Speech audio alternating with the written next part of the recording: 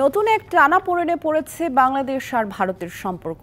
এই টানাপোড়েনকে অস্বীকার না করে কিভাবে প্রতিবেশী দেশটির সাথে সম্পর্ক এগিয়ে নেওয়া যায় এবং সত্যিকার অর্থে দুই দেশের মানুষের মধ্যে সম্পর্ক আস্থায় ফেরানো যায় তা নিয়ে এখন কাজ করা দরকার বলে মনে করেন আন্তর্জাতিক সম্পর্ক বিশ্লেষকরা। ছাত্র জনতার অভ্যুত্থানের মুখে পালিয়ে ভারতে আশ্রয় নেন শেখ হাসিনা, আর অন্তর্বর্তী সরকার শপথ নেয়ার আগেই সেভেন সিস্টার নিয়ে বিস্ফোরক মন্তব্য করেন প্রধান উপদেষ্টা ডক্টর মোহাম্মদ ইউনূস। সবশেষ টানা বৃষ্টি ও উজানের পানিতে ফেনী, নোয়াখালী ও কুমিল্লার আকস্মিক বন্যায় আক্রান্ত হলে অভিযোগ ওঠে বাংলাদেশকে আগাম তথ্য না দিয়েই বাঁধ খুলে দেয় ভারত।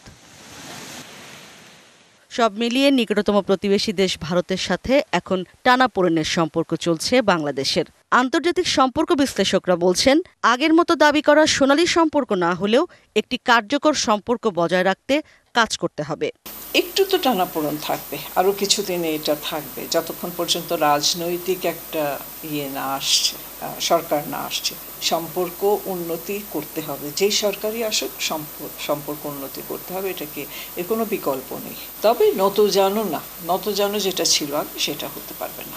স্বাভাবিকভাবেই পরিবর্তিত একটা সম্পর্ক। এটার মূল কারণটা হলো যে ভারত অনেকাংশেই তার পররাষ্ট্র নীতি একপাক্ষিক করে রেখেছিল। অর্থাৎ সামাজিক যোগাযোগ মাধ্যমে সেভেন সিস্টার সম্পর্কিত আলোচনাকে গুরুত্ব দেবার কিছু নেই, কিন্তু দুদেশের সম্পর্কের মধ্যে আস্থার সম্পর্ক গড়তে আগের চুক্তি সহ অন্যান্য বিষয়ে অবাধ তথ্য চালু রাখার কথা বলেন তারা। ভারতের সাথে সম্পর্কটাকে আমার মনে হয় বর্তমান সরকারের ফোকাস হতে পারে আরো অনেক বেশি ট্রান্সপারেন্ট অ্যান্ড অ্যাকাউন্টেবল করা।